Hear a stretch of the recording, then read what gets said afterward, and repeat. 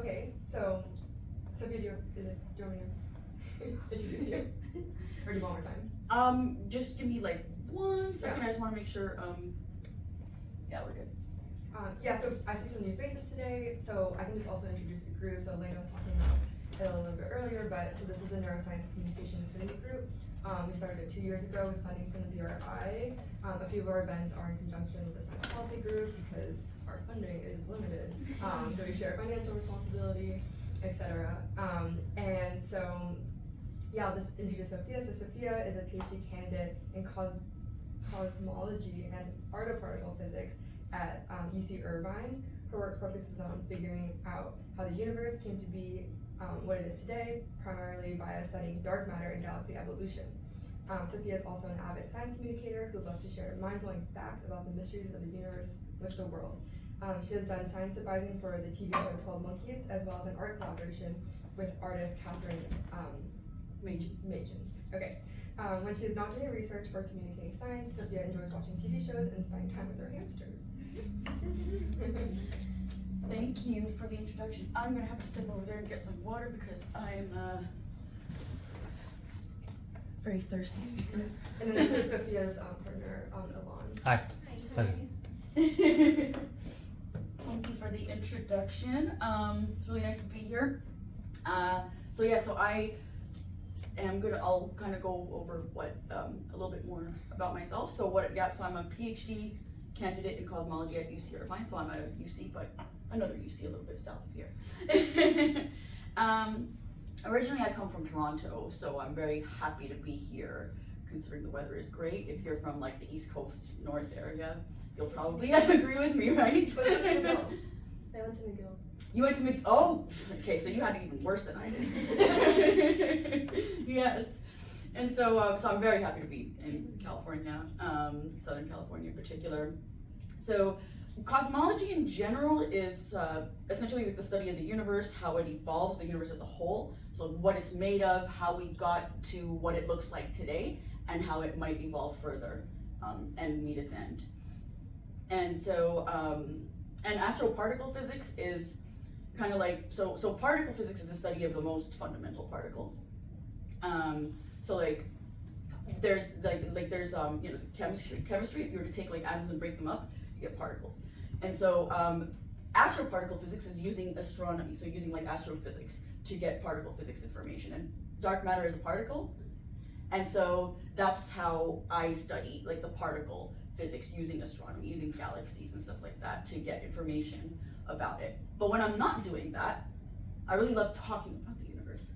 And so I am an avid science communicator on social media. You can find me at Astroparticle, so that's actually a mashup of Astroparticle and girl.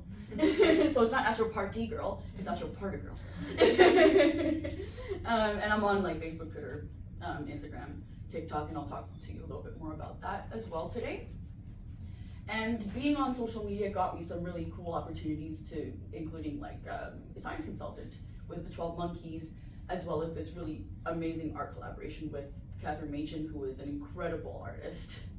Incredible. She paints, like, she'll paint a galaxy image and it just looks, it's incredible. You really need to like look at her stuff. I mean, I'll show you some of what we did, so you'll get to see some of it as well. And I do have particle friends, little hamster particle friends.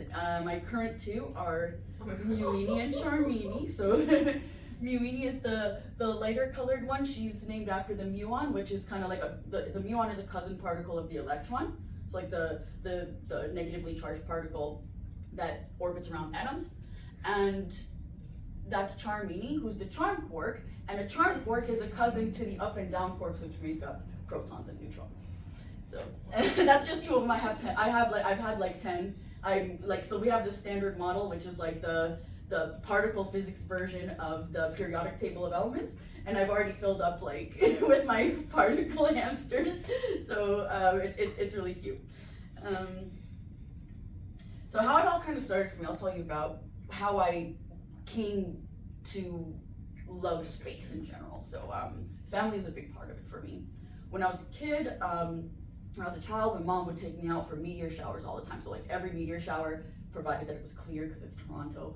So if there were clear skies, we were out there, we were looking at it, and I loved it. I loved seeing like these, phenomena in space.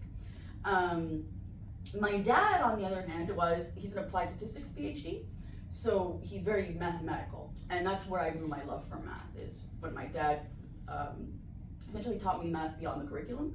And so I would, like, when I wanted to play a game, I'd ask him to make math tests for me. And so that was where, my father infused a love of math for me. As you can see, he's in Egypt. We're Egyptian, and my mom's Polish. That's my mommy right there. When I graduated at York,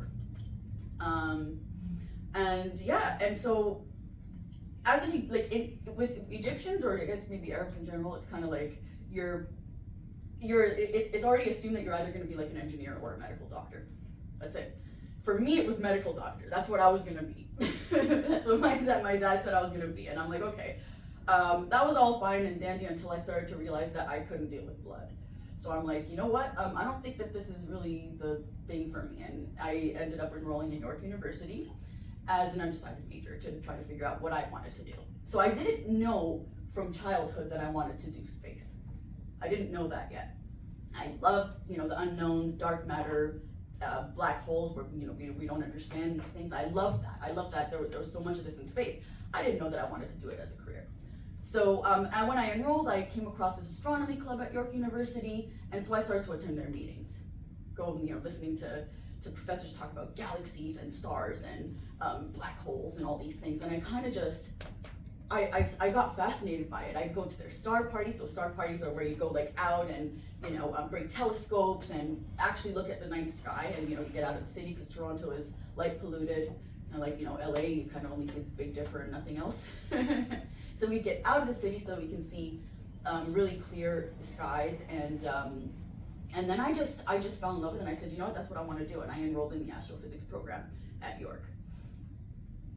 And so that's kind of what brought me onto my science communication path. I eventually became the president of the astronomy club, so with that was a lot of outreach.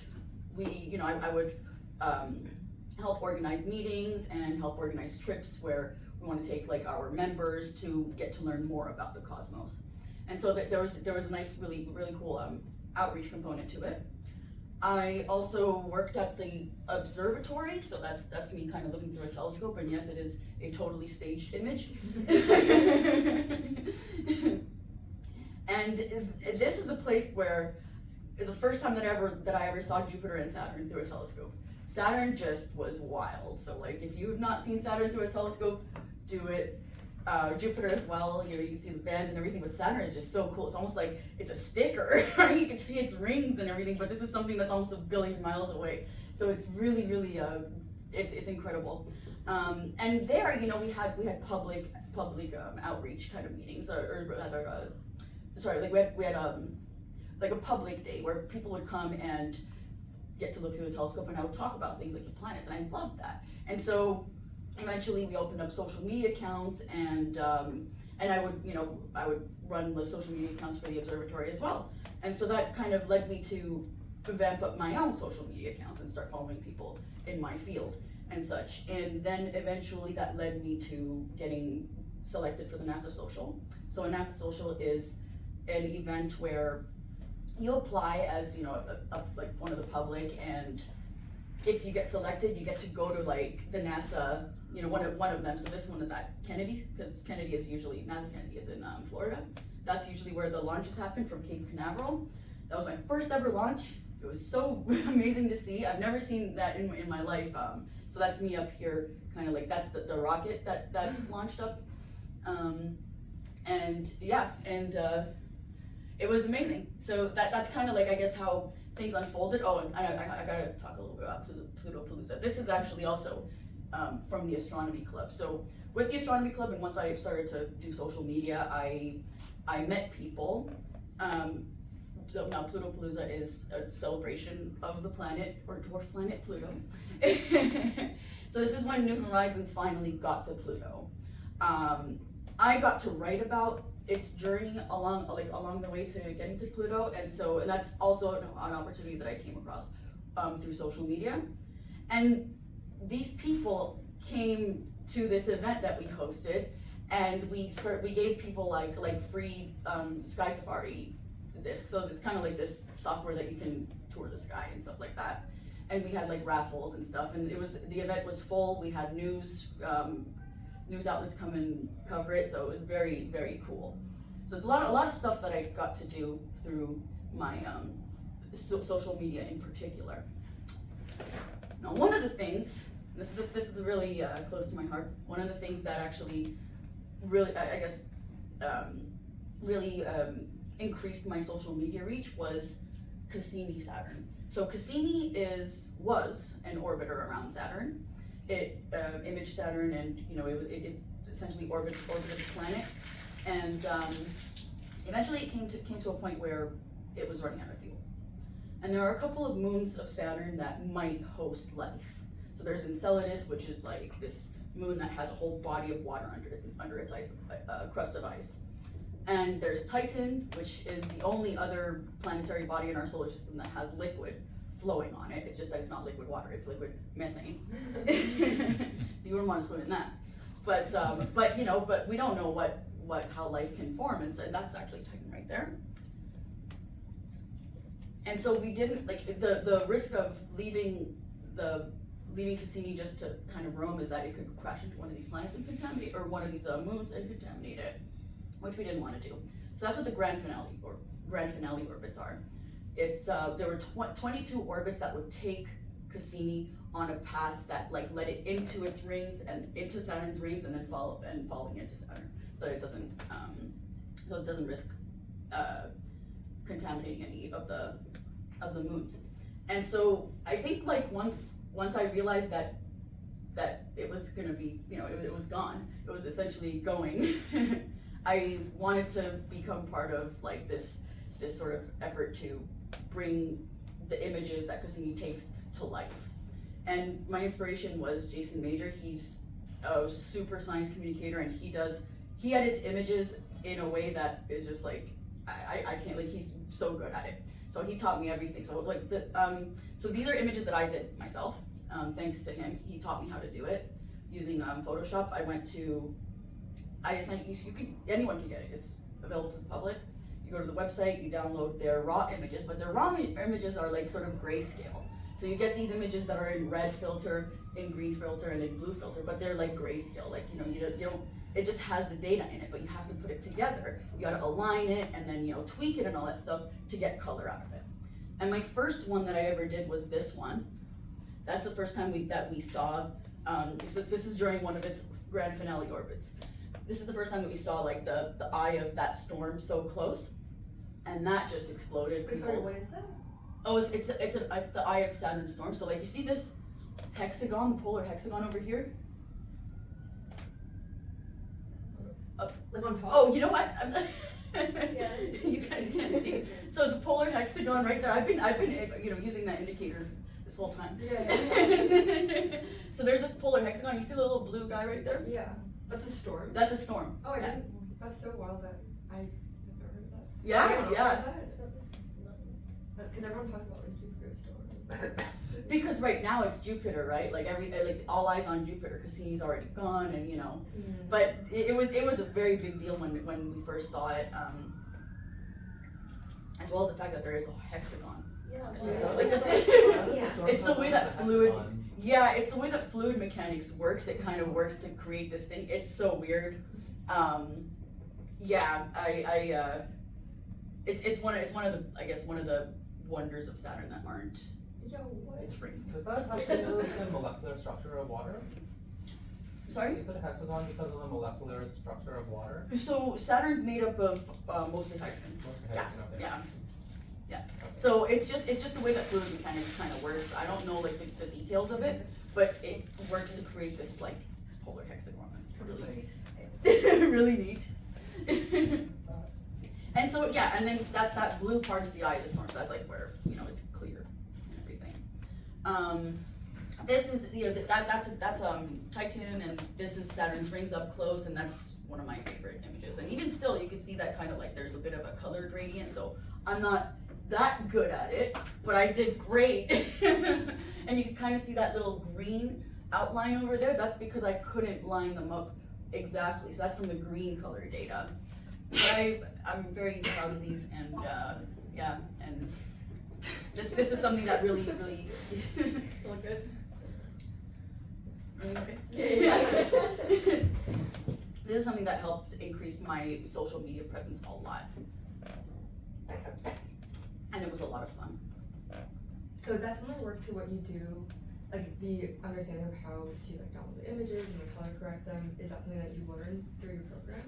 Oh no, this is You're just like I'm gonna figure it out. Yeah, Whoa. yeah. Jason Major actually helped me a lot. Okay. So you know, 'cause I didn't know how to exactly. I started to use. There was this there's a guide that Emily Lakawala, who's also like a planetary scientist with the Planetary Society, I think. At least the post was on the Planetary Society's website, and you can all find it too. It's a guide. It'll tell you, you just need Photoshop. So it'll tell you how to do that, how to stack the images, how to line them and whatnot. But there's other tweaks that you need to make in order to bring the color out to what it looks like here that I wouldn't have known without Jason. So he told me how to tweak like each color channel, and then after that it's kind of like, you know, the eye of the beholder. You do what you want to it, like you change contrast or, you know, make it more poppy in whatever way you kind of want to do, and you end up with images like this. It's really neat. Yeah. And so yeah, so that I think like I went from like 2,000 followers to maybe 8 in like a couple of days to 8,000, and then, you know, and then after that it just started to increase further and further. Another thing that I got to do through my social media presence is science consulting. So one of the things that I got to do was 12 Monkeys Sci-Fi. So 12 Monkeys Sci-Fi is a TV rendition of the 12 Monkeys movie from like the 1990s, maybe 95, starring Bruce Willis. And it's about time travel and all this stuff, and it's really cool. So I got a lot of interviews for that with Inverse, for example, Inverse.com. They actually came to UC Irvine to film me in this little cool clip. So it was really cool. And then with Cathrin Machin as well, who's an artist, we produced these images. She painted them, and I kind of, you know, guided her with, you know, science consulting essentially. It's of my work. The only thing that's not of my work is this. This is just fascinating stuff that she that she had painted, and we put it as part of the art thing because it was just really cool. I'll talk a little bit more about it in a bit, but let's first talk about the 12 Monkeys. So the way that I got this opportunity was actually via Twitter. I know there's a really amazing science communicator and astronomer. His name is Phil Plait. He's well known, and he's done like a bunch of like different TV shows, and he's a friend of mine. In fact, he's been a really good supporter of mine. So I saw him tweet out that he started watching the 12 Monkeys, and it was really good. And I'm like, okay, let me, you know, check the show out. So I did, and then I tweeted out that it was pretty awesome and people should check it out. So then the showrunner, who's Terry Metalis, reached out to me and said that they were looking for a science consultant to try to get like what they wanted to eliminate time, essentially, using this thing called the Hartle-Hawking state, which is by Stephen Hawking and his friend James Hartle. And I just was on board. I was like, yeah, okay, I'll do it. Why not? This is for season 4, the last season of the TV series. And so, you know, I started working on it, and my like work, some of the like, I guess, equations and figures that I had drawn ended up in the series. I got to meet the actors. That's Emily Hampshire and Allison Down. Emily Hampshire you might know from what's the other TV show? It's a comedy. I definitely recognize her. Yeah, she's great. But yeah, so she's a really important character in the show. Allison Down is a very important character in the show as well. And so I got to meet them, and I got a lot of interviews, including like Inverse.com, and a lot of other people wanted to just hear about my experience. So it was a lot of fun. And the Sophia Cathrin project, that's what we called it. That actually came a little bit kind of from social media. So I met Cathrin on Instagram, and we started to become friends. And so it wasn't like directly, I guess it was because, well, but we became friends through social media, and so, and then once I guess I had this issue where I kind of like, I had a fellowship at my school that I just learned suddenly that it was gonna end at, in the summer, and so I tweeted about it, and she was like, whoa. She reached out to me and she's like, I wanna help out, and let's get this project together. I'll paint your work and we'll sell it. And we raised a lot of funds. It was a lot of fun as well, and a lot of support. People bought a lot of these paintings and we saw them framed, and it's just amazing. And I got to like have all this beautiful artwork of my science, and it's basically just, it's gonna be there kind of like forever. So it's a really beautiful thing to have been able to be a part of. What are they showing? You want, okay, so I wasn't sure if I should get into it. So okay, so this is, if you were to zoom out of the universe, right, zoom out on it, you'll end up seeing clumps of matter and like sort of lines or like sort of, I guess, filaments. And that's because there's a dark matter cosmic web. So stuff fell towards the dark matter and created galaxy clusters. So those are kind of like galaxy clusters, and some galaxies and gas along the way. So that's really just, that's what it would look like. And it's true, it really looks like this. Like there's data. I've never heard of this either. I've seen it just because I've seen it compared to like how the brain is. Exactly, the the neural pathways. Yeah, yeah. Have you seen it? A similar, like sort of like they kind of look like neurons. Oh my god. Yeah, it looked like Yes. It's a really huge comparison that we always make often, and it's real. It's really incredible. So that's what that is. Does it emit light? Like how is it that you're able to see it? Also, is that just paint or is it like fluorescent paint? Or So okay, so let me answer the first question. So we can't see the dark matter, but regular matter that we can see falls towards dark matter because they're both gravitational. They interact with gravity. So when there's something that's really heavy, matter wants to fall towards it, and that's what dark matter did for it. It created this sort of web where regular matter fell towards, started to create stars and galaxies, and that's what we see. Okay, and the paint you'd have to ask Cathrin, but this is actually done digitally. okay. Yeah, so it's a digital thing. So So when you say paint, you mean digitally paint? Digitally Okay, paint. got it. Yeah. She actually does do hand paintings too. I bet. Yeah. Yeah. That is kind of like a depiction of, so my work is using dark matter to explain these giant black holes at the center of every galaxy. Did you all see the recent image of the black hole at the center of our galaxy? Yeah, so we don't actually know how these things formed because they're so huge and we see them really early in the universe, and there's just not enough time for them to have eaten matter and merged to have gotten that big. And so one of the things that I'm trying to do is maybe see if dark matter in galaxies could have formed them. And so this is kind of like two galaxies of dark matter that have created black holes already that are merging and going to become another bigger black hole. And where is that a real one? This is Imagination. completely, yeah, no, Okay. yeah. So this is just completely me telling her about science and her just painting it out. It's, yeah. It looks like my posters. Subdivision. Yeah, no, I think I get that. I love the comparison, that's awesome. Are you in cell biology? Yeah. Okay. And this is a wormhole. So wormholes are sort of shortcuts in space. We have not discovered them yet, but they do come out of Einstein's equations, like they're a thing. So, but we haven't discovered any yet. But if we did, then it would like essentially allow you to travel through space a really long distance in a very short time. It's kind of like, imagine folding like space over and then putting like a tunnel through it. Yeah, that's what wormholes are. And I feel like that's actually one of our only hopes in order to be able to do interstellar travel, to get out of the solar system. Otherwise, we're never going to get out of the solar system. Hypothetically allow time travel too? I mean, in a way, I guess, yes, you could. You could even create a time travel machine. Like if you were to take one end of the wormhole and put it like next to a black hole, because black holes, in relativity, if you either travel close to the speed of light or you are near a very massive object, time will move slower for you relative to whoever's on Earth. So if you were to put like one end of the wormhole near a black hole, and then the other end somewhere else, right? The end that's near a black hole will be younger. So that's kind of like a time travel machine in itself, but you can never travel to a point before you created it. Okay, you can't go back in time. Yeah, you can go to a point since it was created only, but you can't go before that.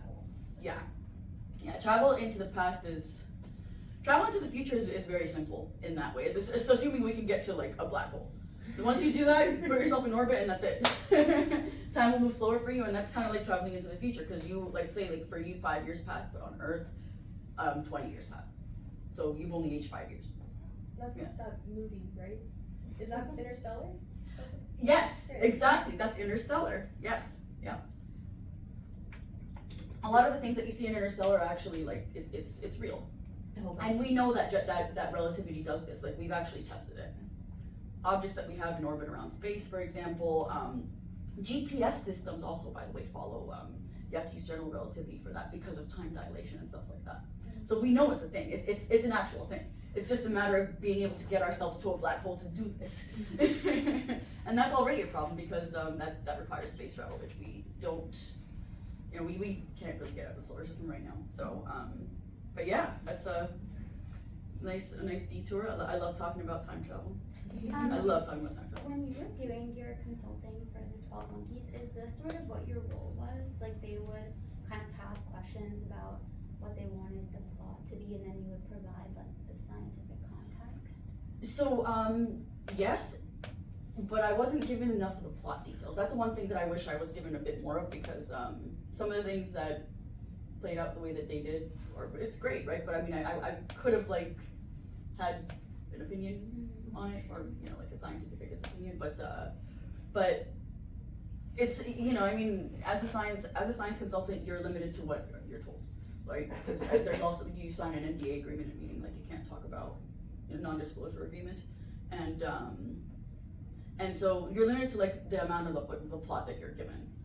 And so for me, it was just about making like this sort of a Hartle-Hawking state. If you, I don't want to get too much into detail, but like the Hartle-Hawking state essentially is it's a description of the universe that removes time if you move to the very beginning, like time and space split apart. Okay, and it only applies to a universe that is not like ours, one that has a bit more matter than we do.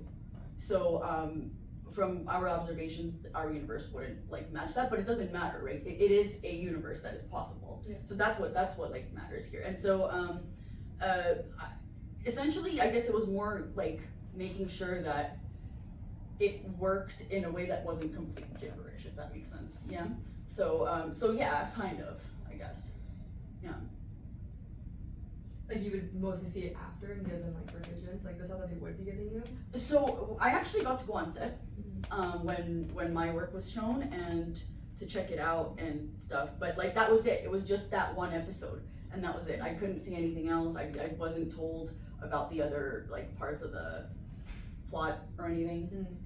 So do you think, sorry, yeah. Do you think there are other science consultants that are used like to develop a plot line? Like for Interstellar, it must For Interstellar, it was very much like that, where there was, you know, there's some obvious freedom, right, where you kind of like, you have to make things Hollywood, right? You're not gonna put complete science in Hollywood and just be, you know, you gotta make it exciting. But all of it is essentially, it's very accurate.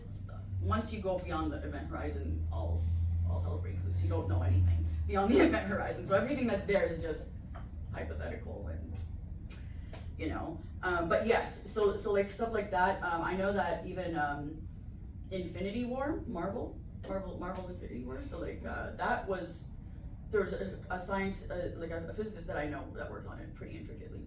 So yeah, it's I guess science consultants, it depends on what you're given, and which show that you were, I guess, brought on, and then that kind of tells you how much you get to, or how much say you get to have the storyline. But sometimes you could, Yeah. sometimes if you give more of the storyline, then you can like guide it in the right direction, or kind of, I guess make your scientific suggestions. So the oh, go ahead. No, I was just gonna say, is there like a community of like science consultants that do this sort of like TV work? There is, and there's a website for it. I forgot what it's called, but I will check it as Is soon it as like we're. the science and entertainment thing? Yes, I think that's the one. Okay, yeah, I'm not time to do this, so like I signed up. That's the one. Yes, thank you. Yes, that's the one. Well, That's the it's one. like, I signed up and like I got like a newsletter, but like, no one's like hired me. Okay, So I don't know what happened, like, yeah, I can show you later, but I don't know if No, that's. no, I just- I'm gonna That let is you that is first. the one. That's the one that you're supposed to join. It's not clear. I haven't actually joined it myself.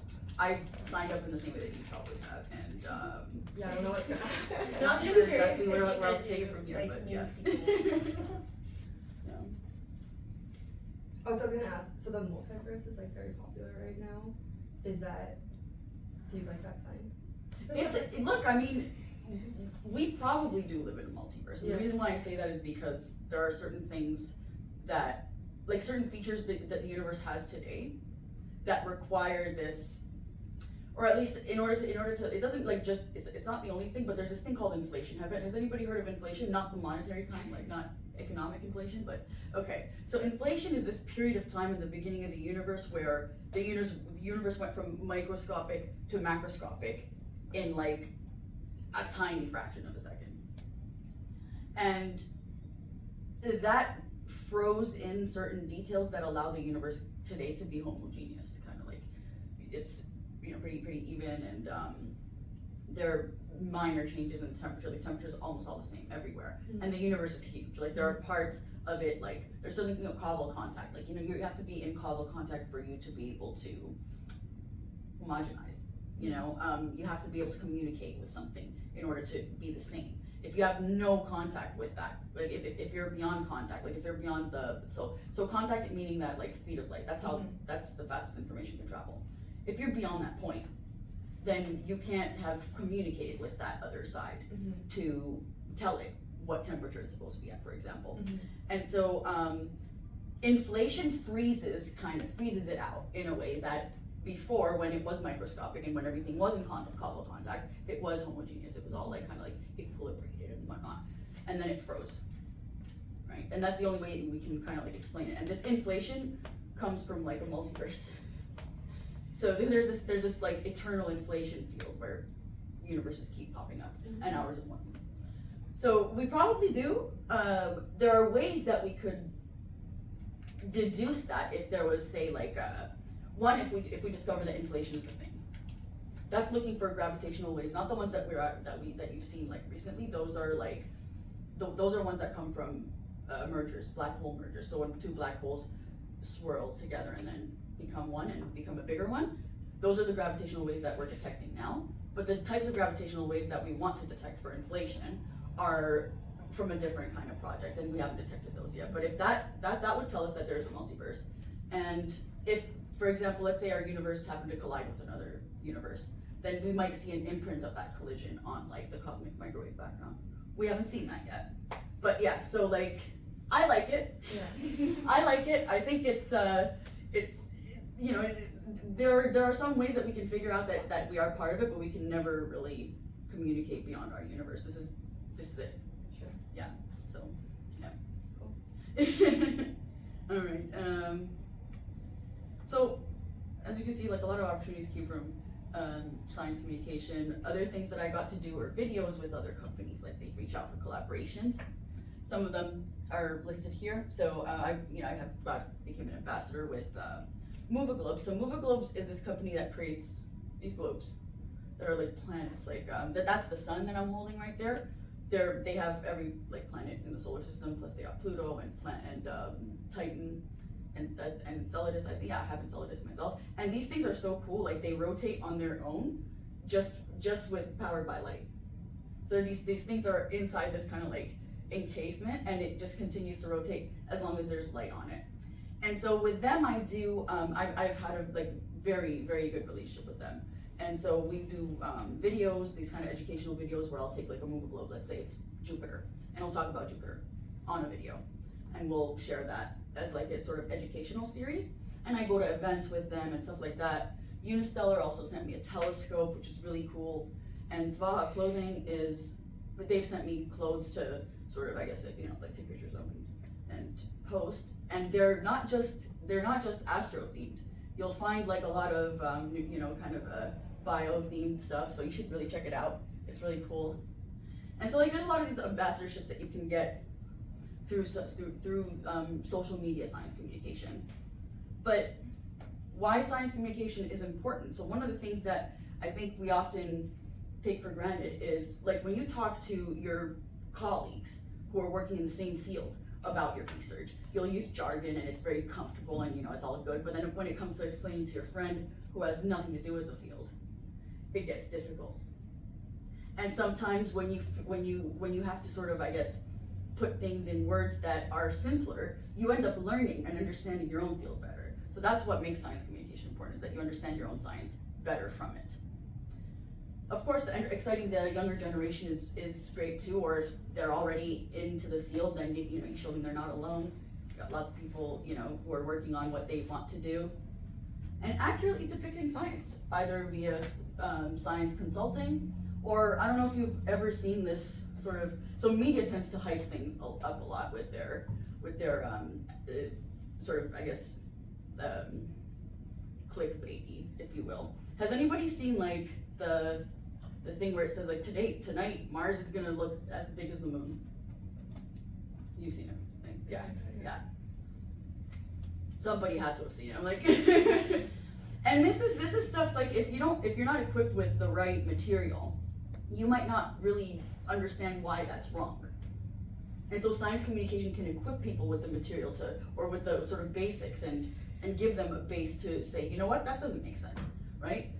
So that they're not like, oh my goodness, Mars is gonna be like this giant orb in the sky, and then they go out and see this little point and they're like, what is this?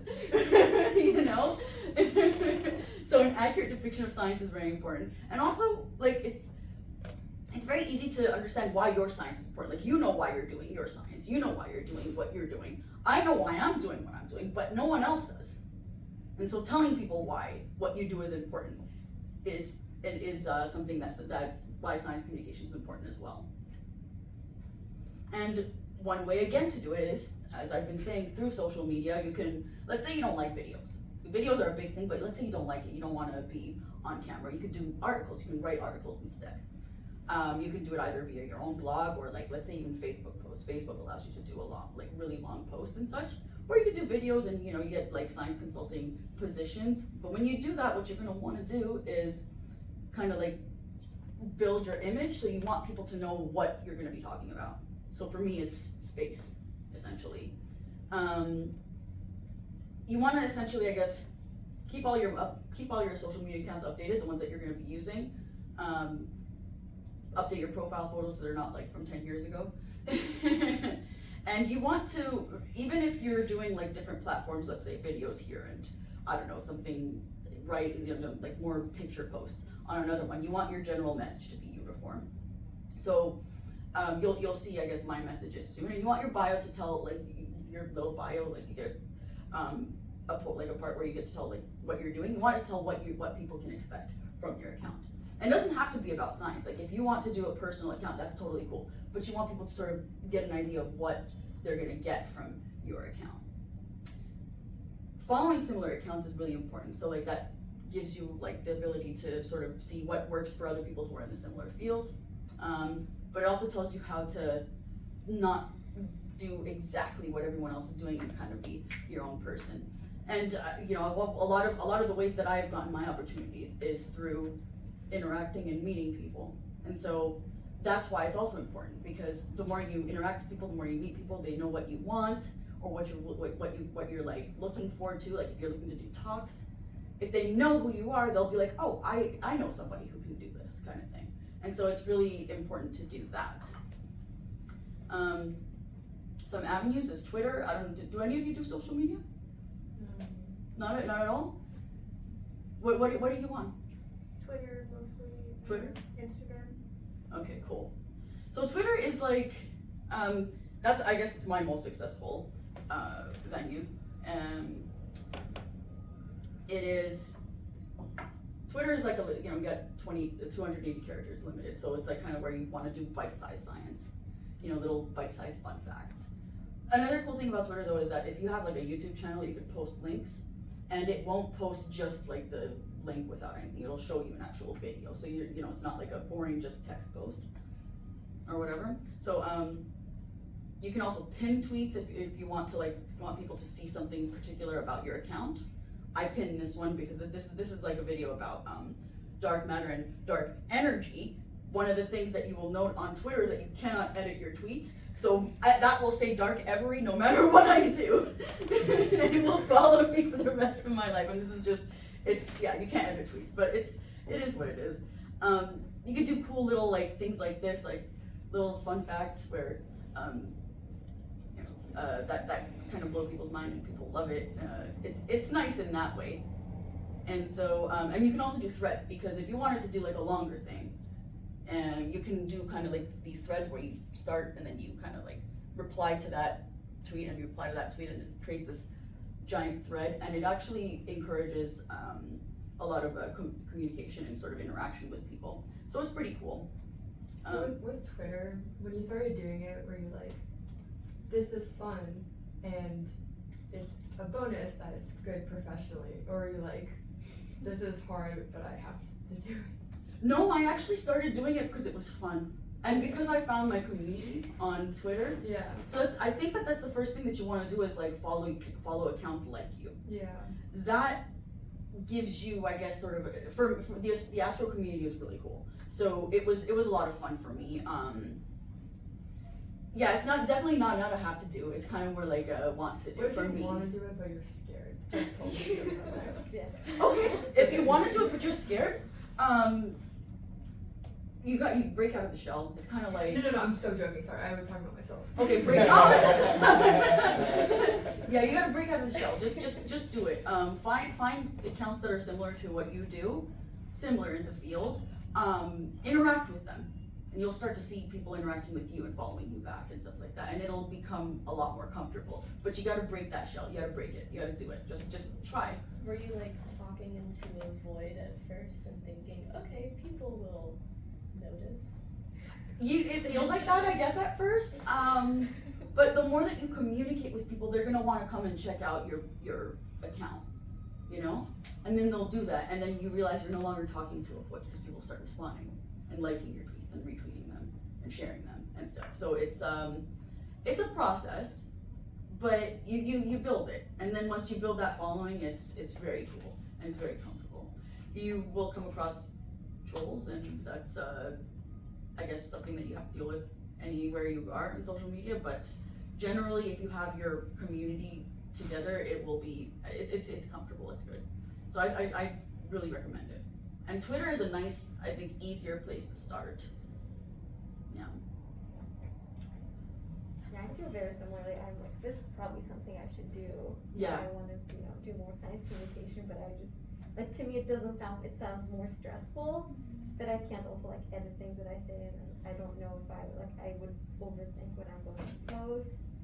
Mm-hmm. But I guess what you said in that start, I don't know any Twitter accounts for like neurocommunication things that Look it up. I mean, look up like say hashtags in neuro or something. I know a lot of neuro accounts, so I know that they exist, and my following is and who I follow is like, it's mostly obviously astro, but like I also follow people in like bio and neuro as well. So it's there. It's definitely there. The edit thing it just is what it is. So you'll usually reply to your tweet and reply with the correction. And for me, people already know, and it's kind of like a joke where I'm like, okay guys, here we go again. As is common, I got an autocorrect, so here it is. And I'll just like edit it, and it just becomes funny because it's not, it happens to everybody. It's totally okay. If you see it in time where like not a lot of engagement has happened yet, you can delete it and retweet it, tweet it again rather, not retweet it because that's a thing. You want to tweet it again, or if it's already gotten enough engagement, then you just reply to it with your edit, and that's it. That's the sort of, I guess, the downside of Twitter. No edit button. Yeah, I just wanna say quickly, so, technically this only goes till 11:50. Okay. I mean, if you're willing to go on, and then also, so if you want to go see the botanical garden after, so me and Elena are gonna go with her, anyone else is welcome to come, for however long you want, so yeah, just. Okay, so I can, I can just speed through. And if anyone's leaving right now, please take food. Yeah. Or more, honestly. Okay, so I will kind of skip through, just letting you all know that there's Instagram is more like picture, Yeah. video related. TikTok is exclusively videos. For me, Facebook is just comfortable. It's not my best account or whatever, but it's comfortable. I have a loyal following, and always have some people who are there. So it's Facebook, so whatever. Like, LinkedIn is important. I'm not very active on LinkedIn, but if you're interested in like your career and building up your career, you're gonna want to really keep your LinkedIn updated. I'm gonna start doing that myself. So just to get to some important points, how to communicate your science in general. So if you're giving a talk, or if you're doing science communication on social media, whatever, you want to know who you're talking to and what their level of knowledge is. So if you're talking to people who are professionals in the field, you'll talk to them differently than you would a general audience. And so that keeps things, so you're not losing people, and you're also not telling people stuff that they already know. You always want to kind of figure out what the big picture is yourself. I think that's something that we all like. But what is the big picture of your science? Like, what are you trying to tell people? What do you want the takeaway message to be? And something that, especially for someone like me, because I'm dealing with like abstract things, analogies are important. Something that people can sort of picture. If you can tell a story, or if you have some story that relates to it, that's really nice too. Graphics and visuals are important. So like if I'm talking about the event horizon of a black hole, or what a black hole is, if I have an actual image that I can show you, okay, if I cross that line right there, there's no coming back. At least you can see what I'm talking about. Oh, okay, so the black hole is probably like the sink in space, right? And there's this point of no return, and you can kind of like picture it in that way. One thing I wanted to do is a little exercise where Oh my gosh. where I want you all to summarize like your research in a sentence, and you don't have to say it out loud. Usually, or you can if you want, but you don't have to say it loud. My example is supermassive black holes exist at a redshift of z equals 7. That's just my most simplest, comfortable way of saying it. Do the same. I'll give you like 10 seconds.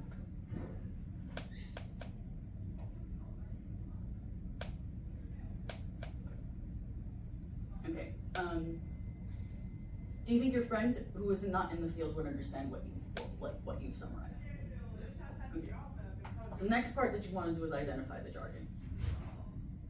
In my case, supermassive might kind of seem, okay, it's a really massive thing, but okay, I want to kind of tell people what that really means. So it means it weighs a lot. Okay? Redshift of z equals 7, like what even is that? You're going into like a whole bunch of stuff that is just, it's super jargony. But what that technically means, like the higher redshift is just telling you distance. And the redshift of 7 means that what I'm talking about is very far away, and it happened when the universe was very young. So I'm going to try rewording mine and say that instead of what I originally said, which is black holes, supermassive black holes exist at a redshift of z equals 7, I'm going to say that black holes weigh 1 billion suns. Black holes that weigh 1 billion suns exist very far away when the universe was very young. Is that a little bit easier to understand? That's a good exercise. Yeah. And were you able to sort of, I guess, pinpoint your jargon? And sometimes it's also difficult to figure out what to replace it with, or how to, but that's the key of science communication, that you really want to like figure out, because it's often something that just passes you by. You take it for granted. You talk about these things and you're like, okay, yeah, people, you don't even think about it. People must know, but they don't. And so when you kind of sit down and take the time to think about it, you figure out what the jargon is, and you could put it in simpler words. And that's essentially what you want to do in science communication. The whole point is to share your science. It teaches you your science better, and it allows you to excite the public too. You want to figure out what your main venue is going to be. For me, it seems it's mostly everything, but right now it's a lot of videos. I like to do a lot of videos now. You want to build your image, and key is to eliminate jargon. You want to use common language that everybody can understand, and that will, I guess, that's what allows people to get excited and really understand your research. And yeah, so I think that's an exercise that you can kind of take home, and I hope it was useful. Yeah, I've heard a lot of people talk about jargon, like, it's just like, it's not even, like, you just hear it all the time now. Mm-hmm. Kind of lost meaning, but like, that's easily like the best exercise I've actually seen to get to what that actually means, like, also like how to address it. So Yeah. like, eliminate jargon, it's like, okay. Yeah. So yeah, thanks. Yeah, of course. I hope it was useful. I thought that maybe, if I showed one of mine, No, so helpful. Yeah, that's might really be helpful. helpful. Because you're probably all like, yeah, what is redshift? What the hell is that? Z equals 7. Like, what? And so I guess it helps you kind of look at where you might be throwing or taking your, I guess, language for granted. And, Yeah. I feel like when I'm talking to my friends who aren't in science about what I'm doing, I'll like do what you just said in a first step, but then in trying to eliminate like that layer of jargon, I just get into a lower layer of jargon, and I just keep like trying to go deeper to the point where they'll understand what I'm talking about. Do you Yeah. feel like you have that problem also? I've actually done that many times. Like, I'll say, okay, yeah, this thing's at a redshift of, oh yeah, wait, redshift is, this, it's really a measure of distance, and so like a higher redshift means that something is really far, like much further away. And I've done that. I've done that so many times, and I still do. It's a learning process that just continues and continues. You're always trying to be better, because we're always gonna take something for granted. There's always gonna be something that you kind of, by accident, just don't think that, that's the people that you're talking to will not understand. But I try to kind of like, in my, I guess, wordy posts, so like my text post, I try to like explain that kind of stuff. Whereas in my videos, I kind of go back and forth as well, because my following, I kind of think that they like have seen what supermassive means, for example. And so I might go back and forth and say like, the black holes are really massive and stuff like that. But, and I think that when you build that sort of, I guess, the videos, if you're doing like a social media thing and you do videos and you kind of like have something to refer people back to, it's cool. But like, look, I mean, it's a work in progress, and it's just something I always come across that problem too. So it's not, it's not something I think that's very easy to just kind of like snap your fingers and, but keeping, keeping I guess, an eye on it and sort of being mindful is useful. Yeah. So the answer is yes, I do. Yeah, I'm curious, like, you're a PhD student as well. Like, I know from the bit of social media I do that it takes like so much time. How do you do like Twitter, TikTok, all these different things, and like do your PhD and like, all these talks that you probably do, science communication, how do you do all of that? That's a great question. It is very excuse me. It is very time consuming, and it's hard to like sort of, I guess, set aside this like time and kind of keep on top of your research. But one of the things, like if you're on TikTok, for example, one of the things that you can do is, let's say today you have time. Come up with like, say, 5 different things that you want to talk about. Record them and save them in drafts. That's what I do.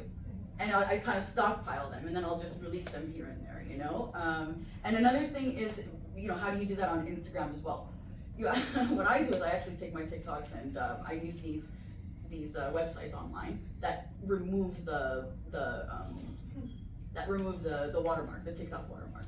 I wasn't doing that before, but now Instagram actually will reduce your views if they see like there's a watermark on your thing, because they want to boost their own. They don't want to boost TikToks, right? And so that's how you can get like to 2 different platforms, is by doing that. And so that's, I guess, the best advice that I can give you is to take one day where you have the time to do it and do all your stuff at that point. With Twitter, it's kind of, because you're on Twitter, I know that, right? Yeah, so with Twitter, it's kind of cool because you can kind of just pop in and tweet your thought, or let's say there's something really big in your field happening right now. You can go and tweet about that and just dip out. You might want to, you want to like respond to people too, but it's I feel like it's a little bit easier in that sense. But yeah, I guess that's how you got to do it, is like just set the time aside for stuff that's like really time consuming, like making videos. And with tweets, you just kind of like, do you have it on your phone, like the app? Yeah, so just kind of pop in whenever you have. That's how I do it anyway. If I get a thought of some really cool fun fact that I want to tweet about, I'll go and I'll tweet about it and then just dip out, you know. So that's kind of how I do it. It is a time consuming thing. You have to watch out how much time goes into it, because I have fallen into the Twitter hole. And It's kind of addictive, like you just like keep on scrolling indefinitely. What is? Twitter and other social media. So you have to make sure, like, especially like during 2020 when like I was just like stuck at home doom scrolling, I had to put a little thing on my Chrome browser to look at my Twitter usage. because of the pandemic. Yeah. That's exactly. Everyone's social media kind of increased then, I would say, by a lot. You can't go outside. Yeah. Personally, we're not in that position now. But to address your earlier question about like how do you get started with Twitter? So I got started with Twitter years ago, and then I got more into it when I ended up living with a guy who was like on Twitter a lot. And so the way to get started with Twitter, I think, is first to just like make an account and then follow whatever you think seems interesting. And if you see something that you maybe agree with, then maybe retweet it. And then maybe if you think that's just like a lot easier than making your own tweets. And then that kind of gets you started, and then you can do all this other stuff related to your own personal research. That's where I'm at right now. Okay, that's good. I'm not. Okay. Then you can, so what are your main interests and things that you would want to tweet about? We can talk. Yeah, I don't let's want to talk take about off. it. I have one question about social media. I'm curious if you've sort of been affected by or come across sort of increased like polarization on social media, especially in regards to like the overlap between politics and science, and if that's affected sort of how you communicate or how you felt about social media. The answer to that is yes. There's a lot of polarization. It's the polarization is very much all over the place. I have tweeted about political facts in the past, and it brings a lot of trolls into your mentions, and it's very difficult to